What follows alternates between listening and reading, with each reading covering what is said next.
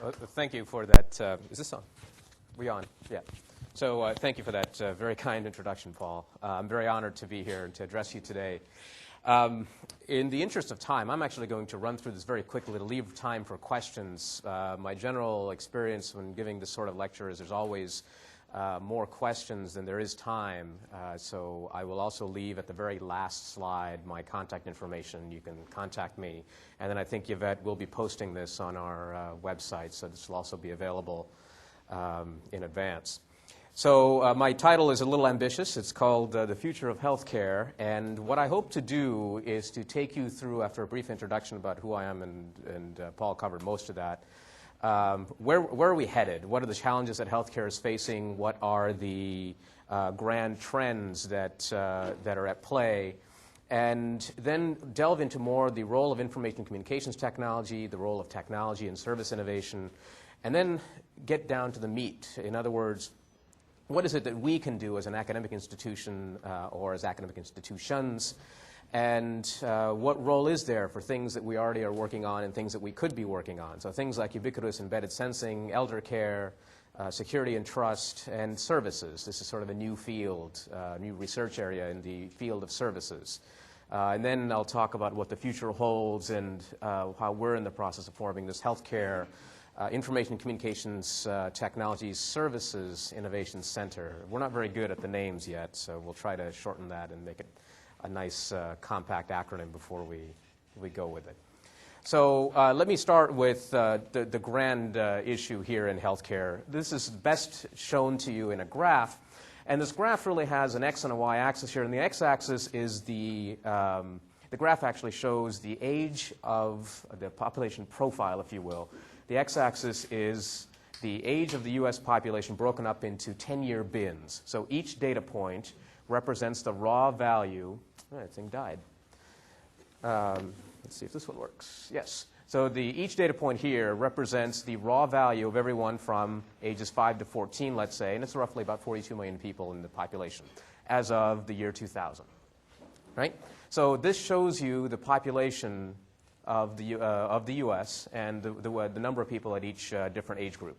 Now, the yellow shaded area here represents the age ranges where healthcare is consumed at a much faster rate than the rest of the population, up to 6 times the rate of the regular population. And you'll notice they're all older. Right? Now, one thing I should make very clear here, I don't mean to make it seem that older people are a burden or anything like that. It's just a fact of life that they consume healthcare at a more rapid rate than the rest of the population. Now, today, many hospitals and the health delivery system in general is struggling with the current population, and right now what we're seeing is that many hospitals are full. Certain operating theaters and operating suites are filled to capacity. Their intensive care units that care for the people that come out of those things are filled. And this is a global problem, not just the United States. Finland, Brazil, Japan, they all have this problem.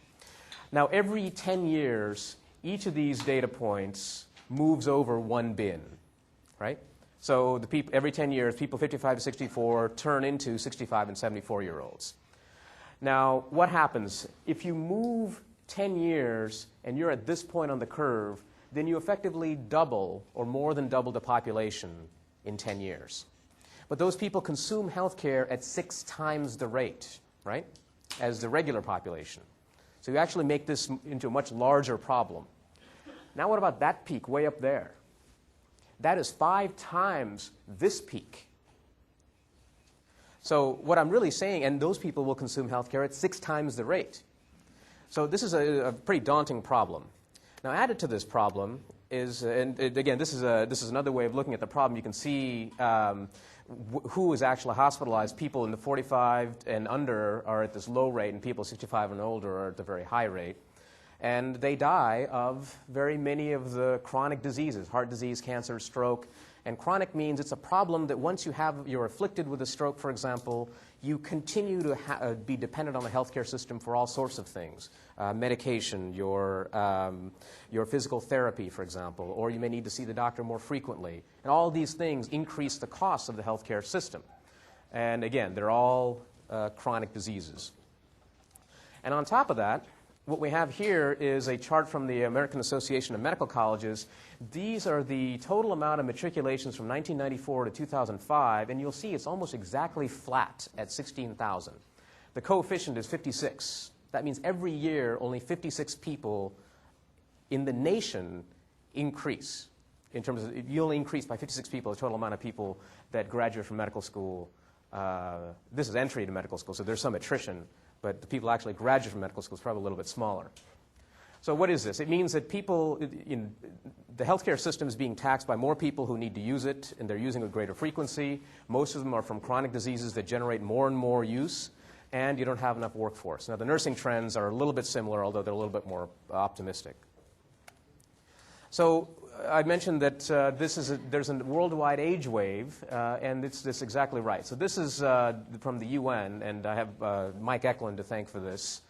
And what you see here is sort of a color-coded map of the world. And the more blue it is, the worse it is. In other words, the more blue it is, the more older the population is in the world.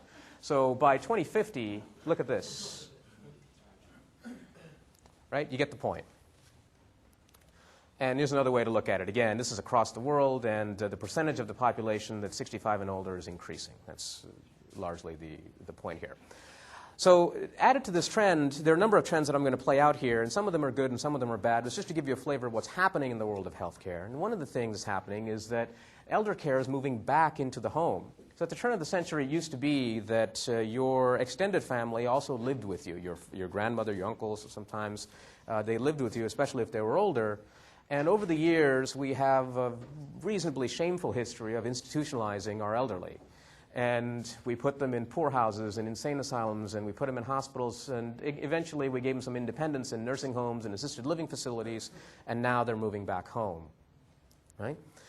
But what does this mean for the average worker? It means the average worker who has an elderly parent now has something to be concerned about.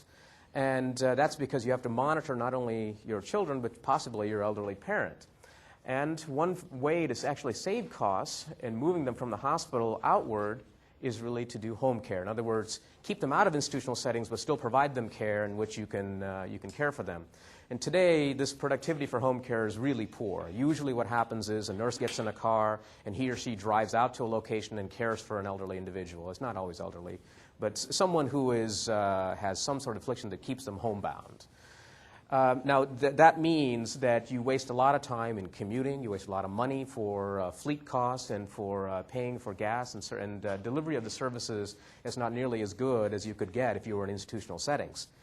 Doesn't mean you should be in institutional settings. There's a lot of value in keeping people at the home. In fact, there's some very interesting ethnic projects that have used the equivalent of elderly daycare. And they've been highly successful. They've managed to integrate elderly people into the lives of their families. They sometimes provide very much needed child care, and they still get their services in the home. So there are some interesting models here, but by and large, the productivity of home care services is poor. And what's more interesting is the role of social connections in actually delivering health care. It turns out that about 76 to about 82% of your health care actually comes from your social settings, not institutional settings. And if that's the case, what does this mean when an individual comes and needs services in the home? Do you have those social care connections in the home to deliver services? And these are things like someone needing to know your schedule so they can deliver you to the physician to see, to actually attend your appointment. Or you need someone to help you administer your drugs, or you need someone to change your dressings, and so on.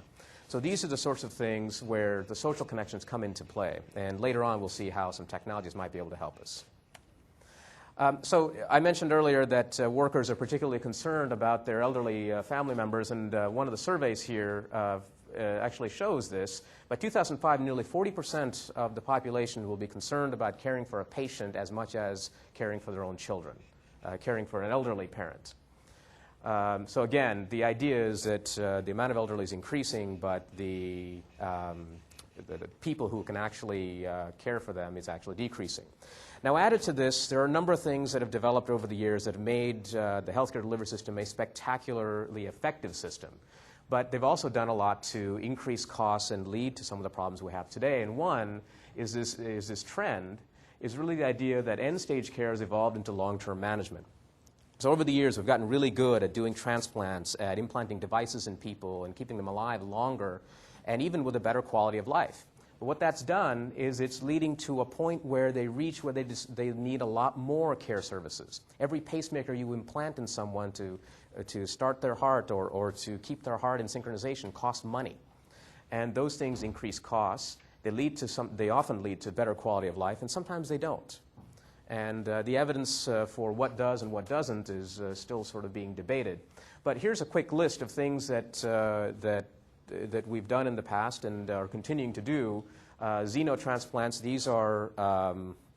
these are animal tissues used in human beings. So your heart valves can be replaced by pig valves, for example. And I'm sorry I have to talk about this during lunch. You can, for a shark cartilage, can be used in your knees. You can do gene therapy for cardiac and cancer therapy. There's stem cell therapy that's on the horizon, although there seems to be some policy limitations to this now. But the point of all this is you're leading to longer and better quality of life, but it's also resulting in some higher costs and some other societal problems that we just talked about. Some of the other things that are happening over the course of the evolution of many of the diseases that we've targeted as a, quote, war, so war on cancer, for example, we've made them into chronic diseases. I mentioned earlier that one of the things that people die of is cancer, but it also is a chronic disease. It used to be that when you got cancer, someone just said, you need to go and figure out, don't buy green bananas. You need to go home and figure out what your end-of-life issues would be. But now, instead of doing a winners and losers, sort of a winner-take-all or loser-lose-all approach, where the chemotherapy that you take wipes you out completely and you may or may not make it back from the brink of chemotherapy, you now have very specific drugs that give you what's called a negotiated truce. In effect, what you have is an understanding with your disease that says, so long as I take this drug, my disease can be kept at bay. And now cancer people are no longer seen as terminal patients, but they're seen as survivors, and here's their symbol. Right? So what do you have? You have cancer as a chronic disease, much like you have diabetes or atrial fibrillation or any other problem that you might have, or gout or something like that. And we have the advances in many of these areas here to thank for it. Some of the other things that are happening. One of the reasons that cancer really made its breakthrough into a chronic disease is because of things like this. A shift to earlier interventions drive the delivery system to reconfigure itself. One of the things we were able to do with cancer is detect it at earlier and earlier stages. So the sooner you know that you have cancer, the sooner you can take some sort of action, some sort of intervention, right? So that means what? That means faster, more portable, better imaging devices that make them available in physicians' offices or make them available in rural areas. It means point-of-care diagnostics that give you for a blood test that can tell you whether you have leukemia. And remote health services that deliver health care, and I actually used to run a remote health telemedicine program where parts of the country were just as, their access to medical care was just as poor as it would be in a third world country. And poor countries have that problem where the resources can't be delivered to where you need them, and we have that problem here in the US. So remote health services have done a lot to actually improve the accessibility of care. And really what you've done is change the point at which the healthcare system can intervene in someone's life. Now, part of the problem with all these things is this issue, and we'll come back to this issue of data capture. A lot of the ways that these devices work is they take an analog signal. They take a body tissue, a drop of your blood, and they analyze it and generate a digital signal, which is then shown on a screen like this, analyzed and shown on a screen like this, which is then viewed by a clinician and then transcribed on a piece of paper. So you make an analog to digital to analog conversion. And then people try to digitize that to make it more transmissible and more fluid, to give it to people that you need. It is incredibly inefficient. Now, when we get down to what can we do and the sorts of things we can do to make healthcare more efficient, we'll talk about this data capture problem. Another thing that's happening in the healthcare marketplace more than anything, it's this idea, many of you seem to have, I'm sure, are familiar with what's happening in the pharma world. Pharmaceutical companies are losing their patent portfolio protection for their drugs, and this is a major problem for them. because it's a big source of revenue and it is threatening their financial livelihood. And many of them are looking into this area of customized therapies where you would essentially tailor the therapy to your own genotype. So a while back, maybe about 5 years ago, someone discovered that there was a protein, P451, I think, that had very much to do with how someone metabolizes a drug. So depending on how you express this gene, you metabolized your drug better or worse, which means that you may actually take more of a drug or less of a drug. Your dosage is heavily dependent on how you express this gene. So people started looking at genotypes and their role in the way drugs should be delivered to you. And increasingly now, people are looking at gene screening and gene libraries. For example, the Mayo Clinic has a very large library that they've started to construct in conjunction with IBM for vascular surgery to look at the types of drugs you can give individuals and what that might mean and whether you might be able to custom tailor a cocktail that would be specific to that individual or a group of individuals. It's a very interesting change in the way that pharmaceuticals would be delivered. You're not going after a broad blockbuster class of drugs. You're going after a very specific narrow drug that you could combine in different ways. It has a lot to do, again, with the type of devices you might use, the implantable sensors you might use to figure out whether the drug is being delivered accurately, whether it's clearing your system the way it's supposed to. It has a lot to do with diagnosis. There's a very broad area here. There's another interesting thing that's also that also is helping to develop our health system the way it is, and this is the idea of minimally invasive surgery, or what I'll call MIS here for short.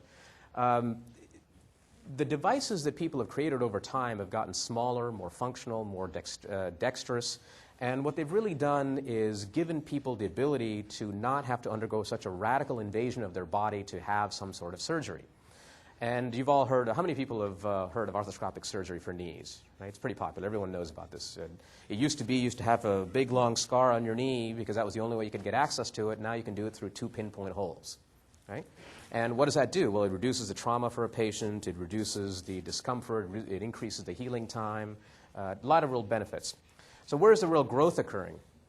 Well, now you're using many different ways of minimally invasive or even non-invasive ways of doing surgery. And this is actually changing the way surgeons are operating. So let's take neurology, for example. Brain tumors were things where you actually underwent an 8-hour surgery. And if you made it through the surgery, you had a pretty good chance of recovery. But the surgery itself was actually pretty life-threatening. But now you're using energy to actually go and focus multiple energy beams to the heart of the tumor and kill the tumor. You don't even touch the patient. There's no scar other than the fact that you might bump your head on the device. Down here is this area of gastrointestinal and GI surgery, for short. Many of you know, again, from reading the popular press, that obesity is no pun intended, a large problem in the United States. Yeah, the puns get really bad here pretty soon. And you basically judge someone's obesity level based on their body mass index, and also known as BMI. And a BMI greater than 40 is considered a clinically significant thing. Your body mass index also has a lot of predictive capabilities. The heavier you are and the more obese you are, the more likely you'll get a lot of the chronic diseases I mentioned, including diabetes, cancer. You'll end up with congestive heart failure and so on. I mean, the list is really long.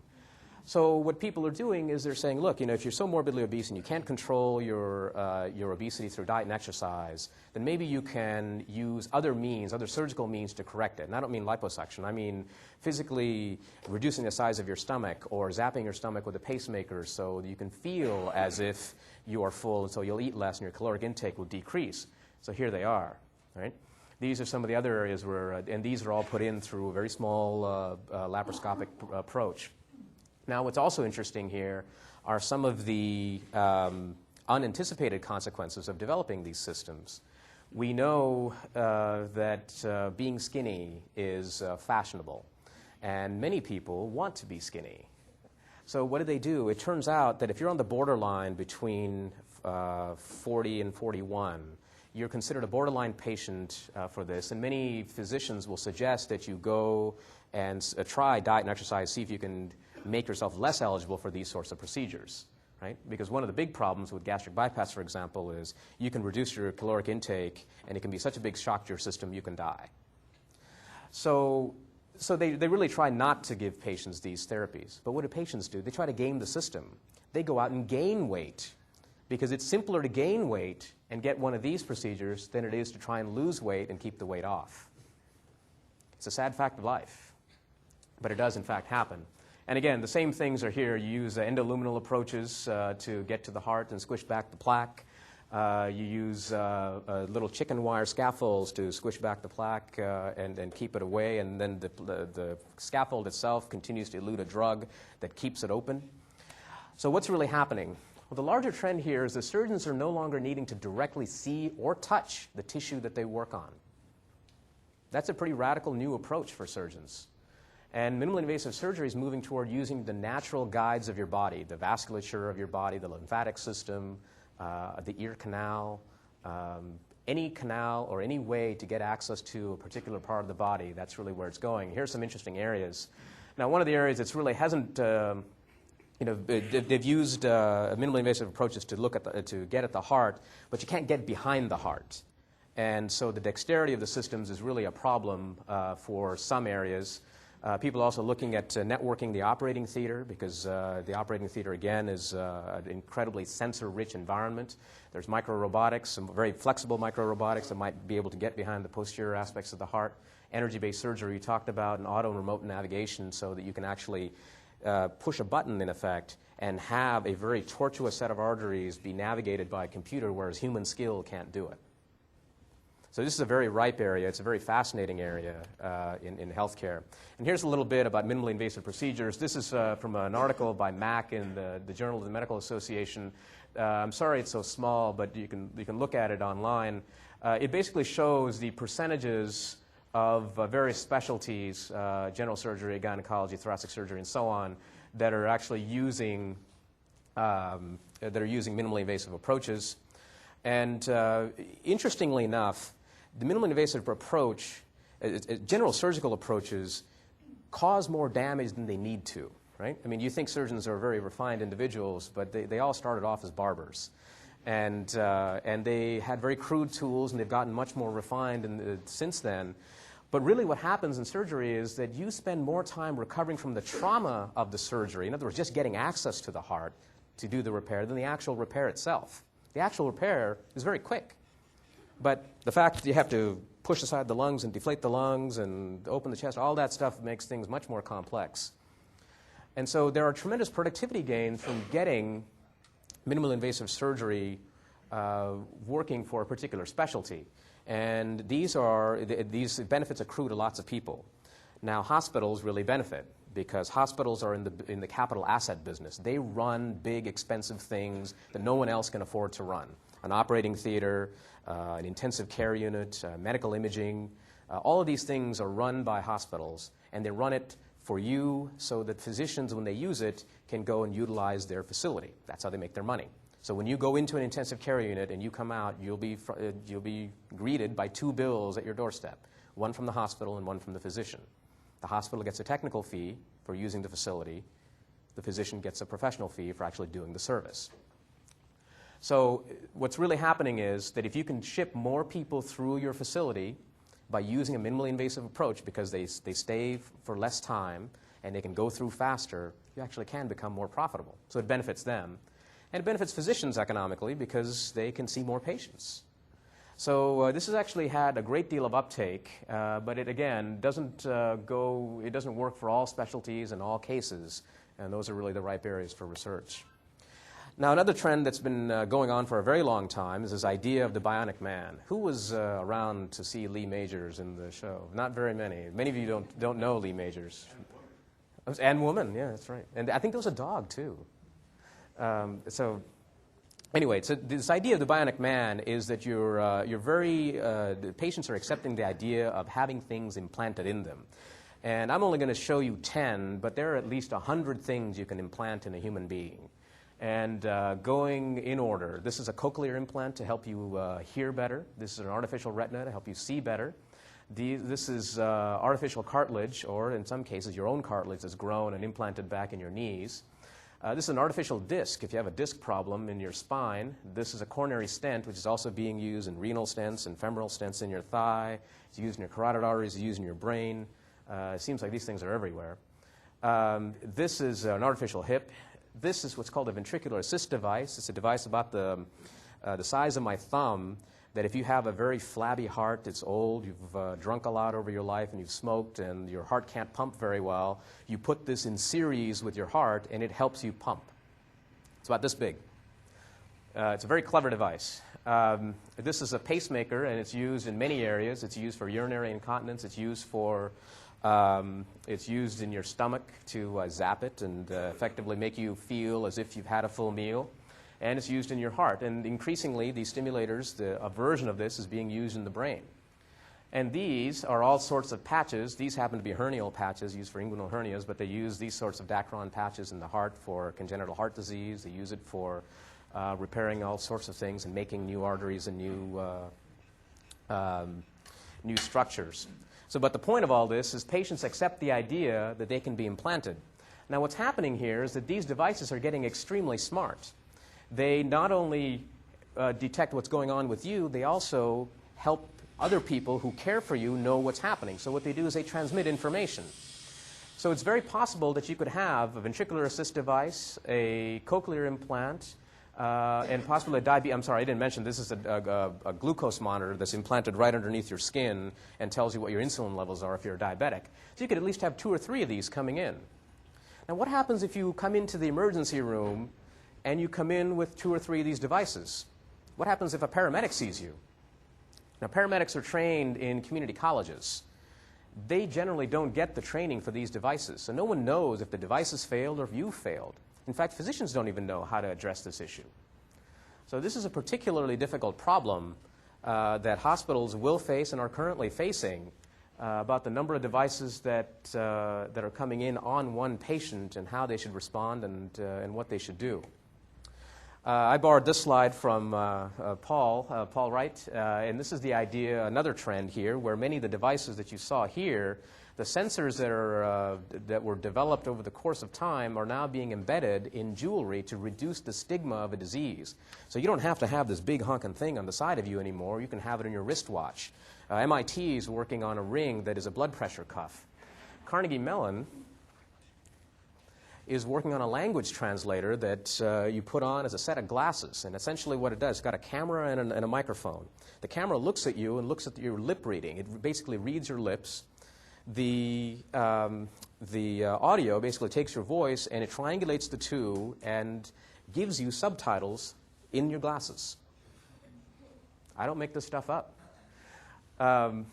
So increasingly what you've got is a whole series of sensors in addition to your medical device. And what we're really looking at is body area networks. You've heard of your home network, your home Wi-Fi, your LAN. Now I've got a BAN, a body area network. And this is really not out of the realm of possibility. In fact, NASA's working on this as part of the Mars project, and there have been projects here at Berkeley that have looked at these as well. And really the issue is, even if you could get all this information, where would you send it? You need a platform to do it. And again, the idea is to use some sort of gateway, a wristwatch, a cell phone, something to get it out to the medical system. Earlier I mentioned that there's this issue of how you can keep tabs of people who are at home away from institutional settings. This may actually be a very fruitful way of doing that. If you're at home and you have a personal gateway, this may be a very good way to get to the institutions. So what's really going on? Well, your fashion is addressing the stigmata of care. And patients are increasingly bearing their costs of care, right? I mean, healthcare is expensive, insurance premiums are going up. Even in other countries where the government pays the cost of care, they've had to cut back on services because care is so expensive. So self-care is becoming a very real possibility. The idea is that you care for yourself or other people help care for you under the guidance of the healthcare system. And there have actually been a few projects around this and looking at diabetes, and they've worked extremely well. I'll mention one, and then I'll move on in the interest of time. Massachusetts General Hospital looked at taking 12 diabetics, and within those 12 diabetics, they put one super diabetic, the person who can manage their diabetes really well. And they formed a club. And they said, look, you know, let's meet once every quarter, and we'll pay for your dinner that day, and you guys tell us how things are going. And that's all they did. So this group basically organized themselves and said, hey, look, they traded tips on how to manage their diabetes. They traded tips on what to eat, where to get good food, clothing changes, all this stuff. And they eventually came back and started asking very intelligent questions to the healthcare. In this case, it was just a nurse who was overseeing this. And the nurse had 3 or 4 of these groups, and they would then all report up to a physician. So what exactly happens? Well, one, you have the scale of caring for many, many people. 2, you enable self-care. And they didn't even use devices. Imagine the sort of thing you could do if you had good data from these individuals, so you could track them using systems like this. So this is a very real possibility. And these are approaches that address the quality, productivity, efficiency, and timeliness of the care that you would need. The final thing, and I'm going to run through this section pretty quickly because it all has to do with information technology and what it's doing to healthcare, is that it's increasing the liquidity of information. And what this means is increasing the ways in which information flows. So we saw from the presentation so far that there are lots of sensors coming out. And every one of these sensors is capable in the future, certainly, and certainly the new ones that are coming out are capable of transmitting information. So there's more information than human beings can actually do anything with. If you have 72 hours of data about your blood sugar levels and it's coming every 3 minutes, it's impossible to make sense of that without having some sort of intermediary help you out. So this liquidity of information is changing how you do your care. And for clinicians, it's changing the way you write your orders because now you have interventions that say, hey, look, you prescribed this drug. That may not be the right drug in this instance. Are you sure you want to do that? There's medical records and there's electronic ways of doing it. So in effect, what you're doing is you're putting your work. When I see you as a patient, I put your work into an electronic record and other people see you. You effectively have, people don't like this analogy, but a virtual assembly line where people assemble their work products for the betterment of a patient. You have evidence bases that are brought to bear at the point of care. You also allow the spy versus spy game between the dynamics in the industry. So payers don't want to pay for care, and the providers who provide it want to get paid. So information systems are helping them code their health care appropriately to make sure they get paid. Right? And then, of course, the other side tries to change their policies and procedures so you don't get paid very quickly. This is sort of a long-standing tension. Language translation, I mentioned. Here's one of the later devices in speech recognition and speech processing. Effectively, what this device does is you speak in one language on one side, and it comes out in another language on the other side, and the exact reverse also happens. It's not a universal translator, but it's pretty darn close. And there's a number of companies. There have been a number of companies that are working on this. Most are funded by DARPA to commercialize, to do their research, and eventually now they're trying to commercialize it in healthcare. For the patients, this has been a godsend. They have unprecedented access to information about their care, about the information surrounding their care. They can share their information with parties that they feel is appropriate. Unfortunately, there are also some thorny problems here. You don't know who to trust. You don't know if your information is being protected appropriately. Lots of people have access to your financial information. And so this is a very interesting dynamic. This issue of second opinions is actually worth mentioning. The fact that you have more liquidity of information means that you can get access about your care and know more about your care than your physician could. And if you have an esoteric problem, there are many, many, many cases and even some studies that show that patients are increasingly coming in and confronting the physician, not in a bad way, but basically saying, look, I've done this research about my care, and you've put me on this therapy. Is this really the right place for me to be? And so that means the relationship between physician and clinician as sort of subordinate and student has largely changed.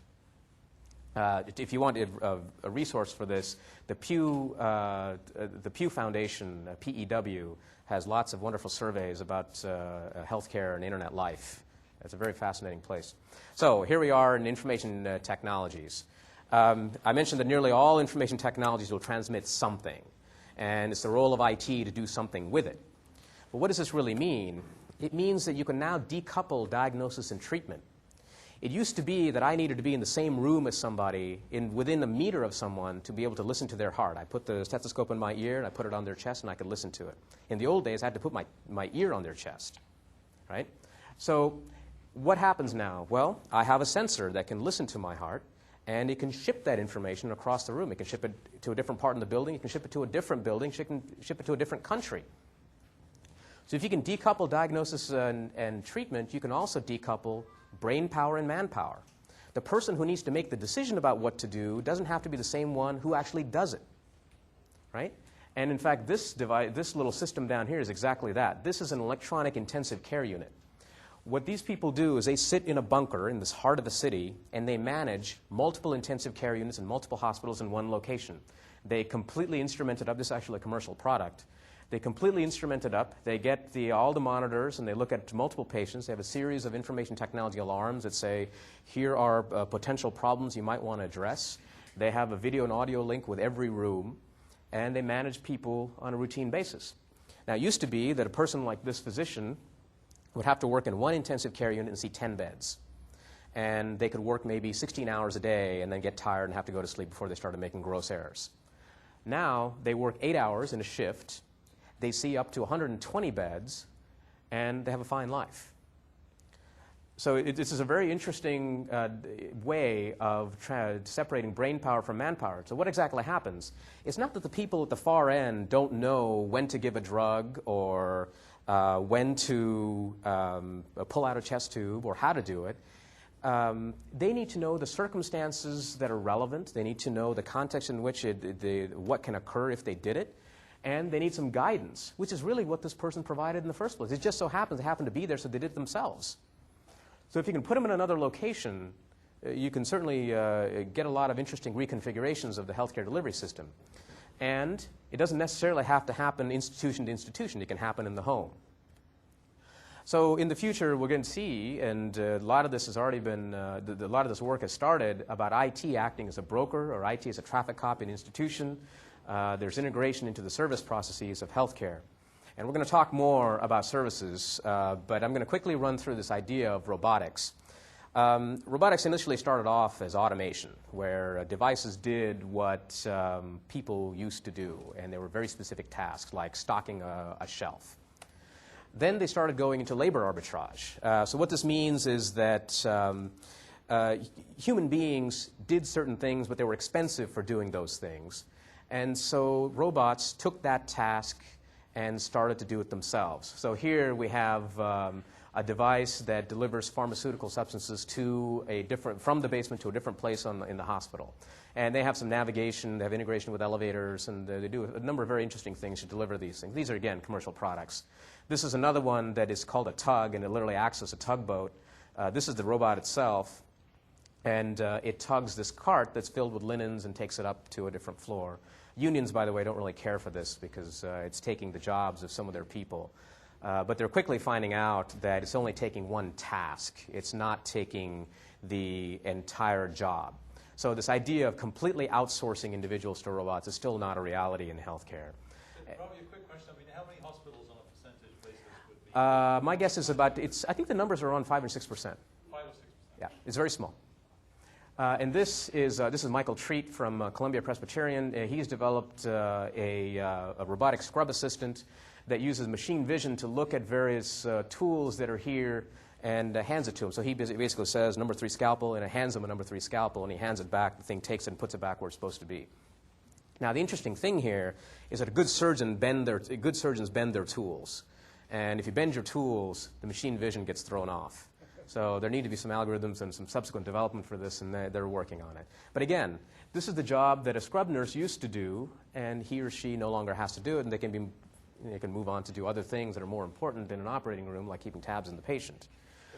Yeah. So how does the surgeon order that machine to bring some kind of tool? Speech. Speech? Speech. Yeah, it's speech recognition is the way it works. So finally, we're moving up into higher order things that robots can really do is to improve the productivity and outcomes of patients. So this is an MIT stroke robot, and the way it works is if you have a stroke, your motor function oftentimes gets impaired.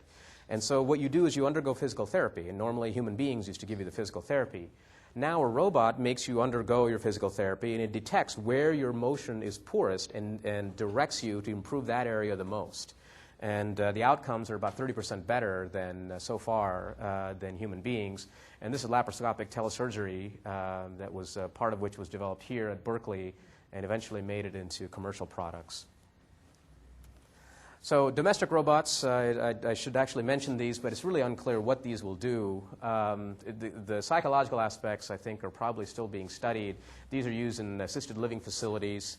There are some interesting sort of smaller trends in robotic and artificial pets.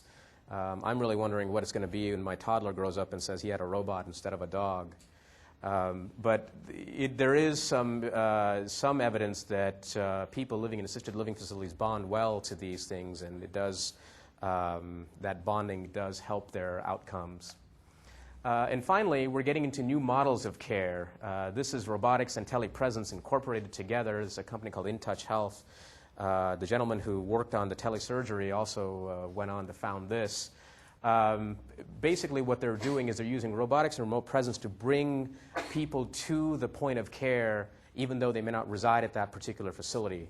So in effect, a physician drives this device into someone's office and makes a call. Now, it's probably a poor use of physicians' time, so the work in ancillary services like bringing genetic counselors, dietitians, language translators, whoever you need by this is probably a little bit more worthwhile.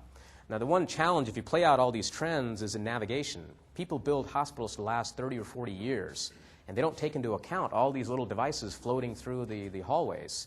So the physical space required for these things is, in fact, a big problem.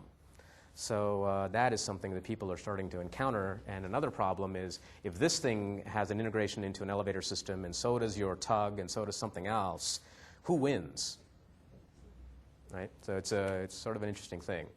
The workforce shortages are only smoothed by technology deployment, and really the point of all this is there's so much information that's flowing out today that the workforce is spending more and more time looking at the information, trying to make sense of it, than actually seeing their productivity improve. And so you're seeing a lot more noise to signal ratio, and again, there's an open area for people to get involved.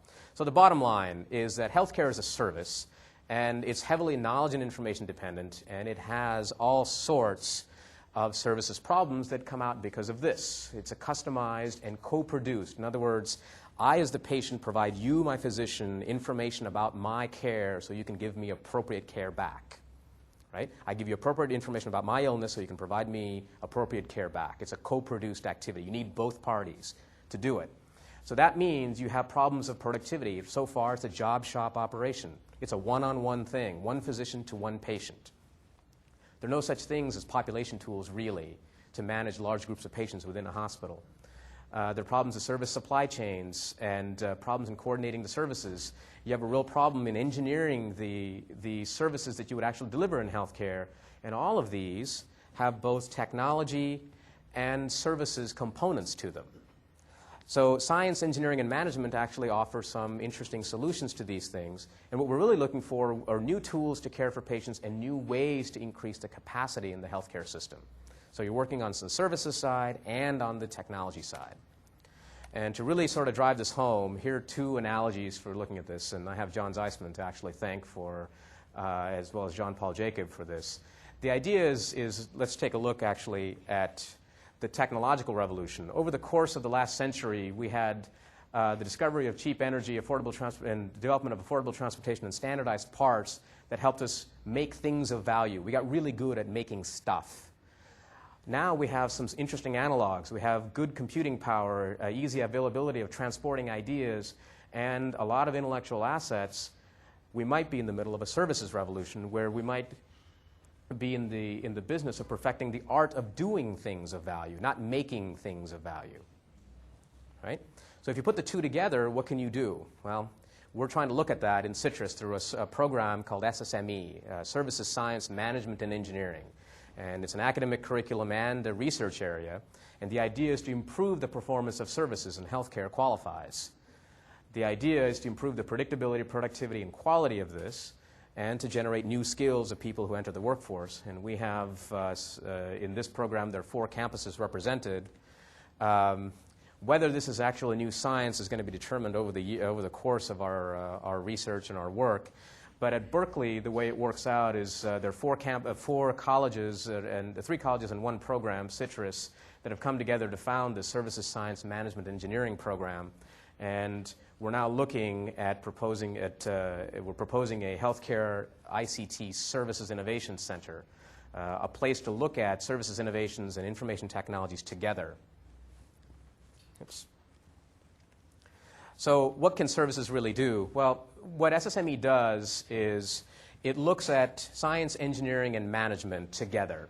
So science takes data and turns it into knowledge. Engineering takes knowledge and makes things of value. And management looks for ways in which that value can be used in the world, optimizes the process of creating that value, and administers it. So here are places where SSME can really help. It might work in information security. It might work in modeling and simulation, information processing, all sorts of areas where services can really benefit healthcare. Here's an example of modeling and simulation. New services, there's no such thing as a services laboratory, right? You simply try out a new service. You commit people and resources to do it, and the same thing works in healthcare. There's a lot of hot trial and error, high labor costs, and this is one of the reasons for the healthcare cost problems.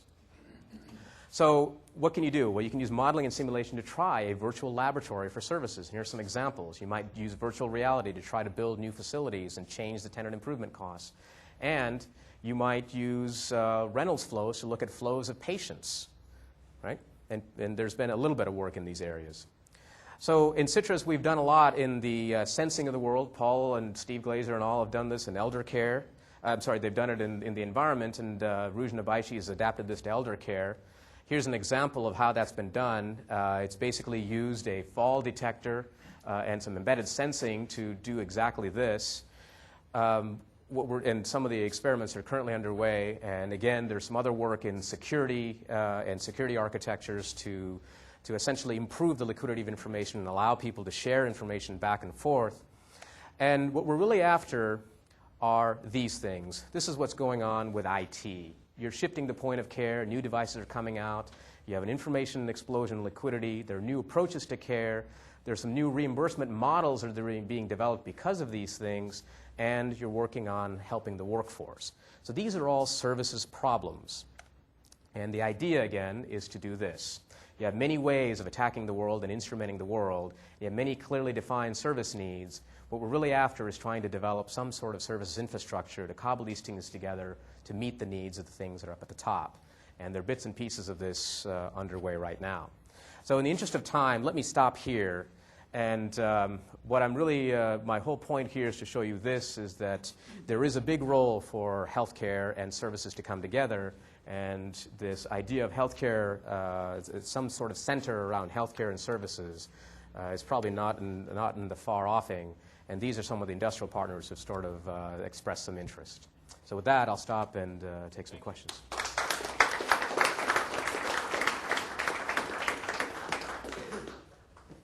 First of all, Yvette, these slides will be posted somewhere on a... Where's the best place for students and others to look for the slides?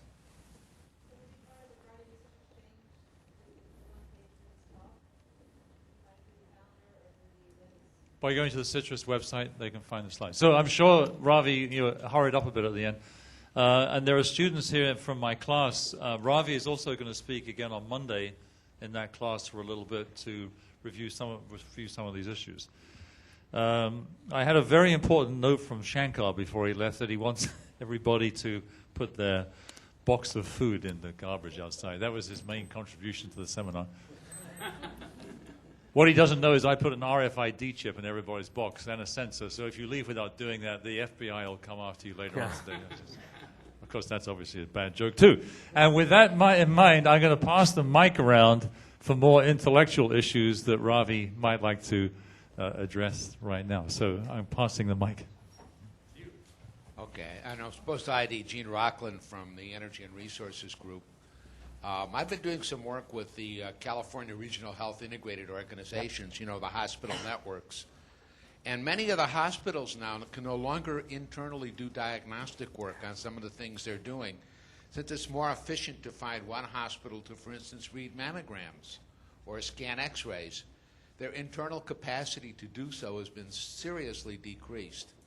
So the question one asks is, on the supposition that someday we might have an earthquake in this area, and that the internet will either go down or become so clogged with people trying to find their grandchildren and tell them what they're doing and whether they're okay, that when you're brought to this hospital for diagnosis, there will be nobody there who's ever done this before, or perhaps no one who's ever operated on you with a scalpel, but as only knows how to do this. So the question a lot of people ask in the hospitals is, are the hospital administrators using this purely for the notion of efficiency with no thought about preservation of capacity, as opposed to the things that you're doing which really do increase your ability to do new things in medical care?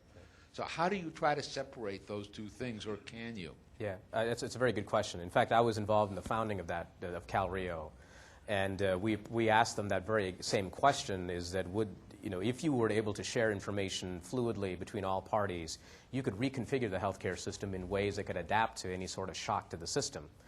The interesting problem here is that the administrators, it's a conservative business, and the administrators largely see that as a secondary problem, and the profitability of their institution is primary.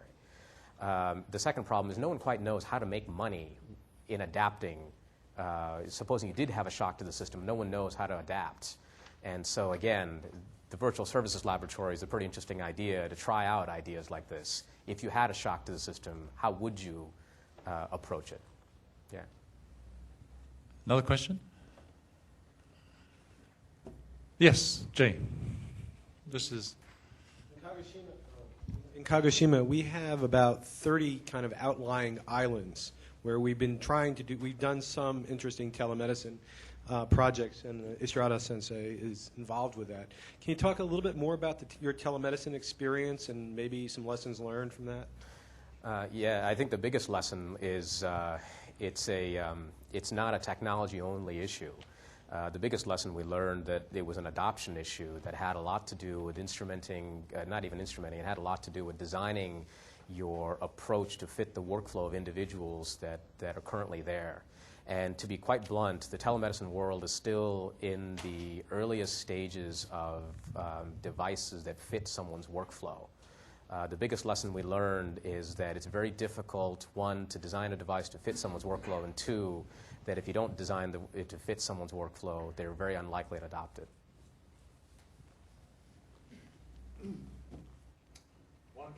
One closing question for the afternoon. If not, then let's just thank Ravi again.